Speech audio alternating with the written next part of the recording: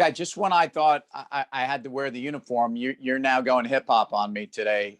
I mean, you can't. I got to be. Come on, man. I'm predictable in my unpredictability. See that what I'm doing there? You are, and clearly I'm a follower, and I'm lost in translation or. But something you look like nice that. though. I like it's a strong green tie against the blue. I mean, it's a strong look. Is that the fast money garb for tonight? Or are you going to change? It's very kind. You know what? I might keep you guessing. What if I don't know? I might throw a little something. For all I know, I'll wear a muscle tee tonight. You should. One of these days, I'm going to show up just wearing this type of rig and just to see what happens. It might be my last show, but you know what? It's been a decent run. Well, by the way, the Rangers showed up for 2.5 periods of a game last night. That was brutal, man. Brutal loss. But anyway. Hockey's back. Hockey's back. People talking about baseball. We obviously and we had the NFL Championship weekend, which is always a fun weekend. So there's a lot to talk about, at least. Well, there's 2 Super Bowls yesterday, and clearly some really happy people today in Tampa, which is now vying with LA for the sports capital of the world. And Tom Brady, rightfully getting all kinds of praise. Although I'm tired of answering these quizzes of best team sport guy of all time. and I mean that's what happens today. Give me a month and it'll be back to Jordan. How about Gretzky? But yet today it's Tom Brady, and I guess we'll have to salute that. I mean, what can I tell you? It's him, Bill Russell, Jordan, Gretzky. I mean, there are not a lot of people on that list, but he's on it. I mean, clearly the guy's been in the league 21 years. I think this is his 10th Super Bowl, which is ridiculous. And I think I saw he's been in 14 championship AFC or NFC championship games. I mean, that's ridiculous if you think about it. So, 2 out of 3 years, the guy's in a championship game. It's 2 out of 3 ain't bad, according to Meatloaf. And good album, by the way. Great, Bat Out of Hell. Paradise by the Dashboard Light, probably my least favorite song on that. As those things typically are. The commercial success is the worst song. Was that like an Asbury sound? I mean, you're a Jersey guy. I know you grew up in Croton on the Hudson. But it's kind of got like that grittiness, of the boss in Asbury Park. Yes, I was going to say that.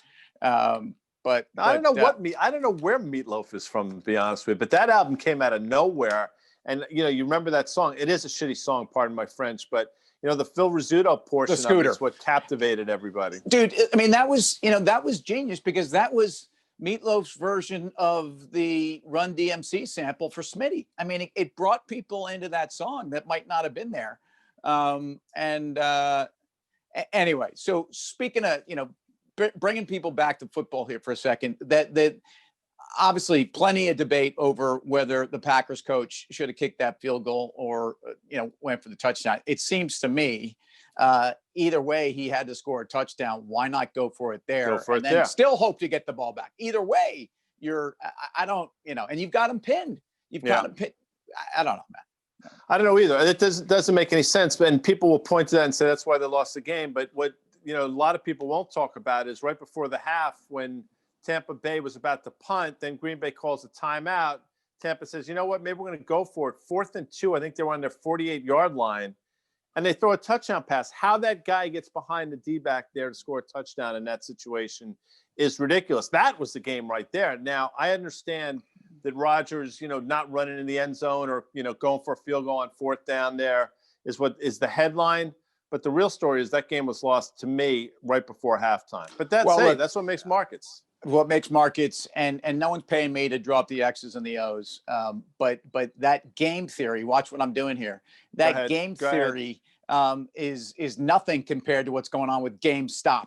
All right. So let's talk about this today, because GameStop's trading like it's Christmas 2013. You're heading in for a couple joysticks.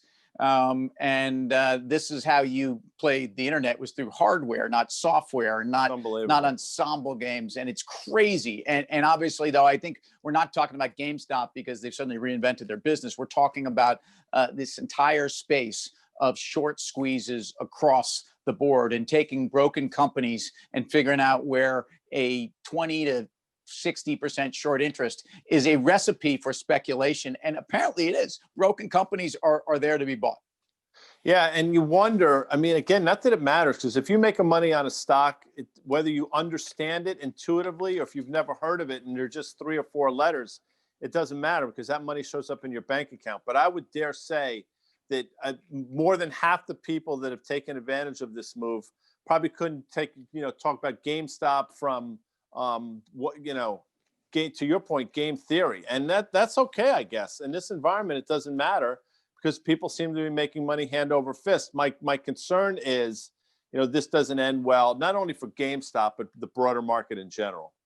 Well, you bring up also another point, which is that there's a lot of investors, especially in the professional community, that get overly sanctimonious and righteous about, hey, is this a good company? Is this a great management team? Is there a fundamental story there? Can I get behind it? And that clearly those are, ingredients to an investment as opposed to a trade. And we talk about the difference in those two. But ultimately, it's about something moving higher, and it's really about being on the right side of that move. And I think there's a lot of folks sometimes that overthink the fundamentals and don't pay enough. That's why there's room for strategists, quantitative guys, but chartists, and people that really are looking at either technicals or momentum factors that have nothing to do with fundamentals, who maybe write more than the smartest guys in the room are looking at companies on a bottom-up basis. I don't know. Yeah. Listen, I'm not in any of those camps. I'm guilty of it all the time in terms of overthinking things. And, I think, and I'm not, listen, sometimes we make it harder than, I know I make it harder. By the way, I love what you just did there. It's kind of like in a job, interview, you're like, you know what? Sometimes I try to take on too many things. I'm that hard of a worker. And you, exactly. That's you it. just I turned a negative into a positive. Like yeah, that? well, it was a nice back pat right there. Good job. Well, that's not what I was trying. But anyway, but you understand what I'm saying? It's like, you make the game harder than it has to be. And there are people, again, there are a lot of people that probably made a lot of money on GameStop. My concern is that when it does turn, and it's going to turn, I think more people will lose than make. And that's just the nature of the beast. Well, if you think about Paradise by the Dashboard Light, I mean, the question is, did he get thrown out at home? And is that what's going to happen to a lot of these people that stay in too long? Well, maybe we should stop right there then. I got to know right now, Guy. I'll talk to you tomorrow. See you later.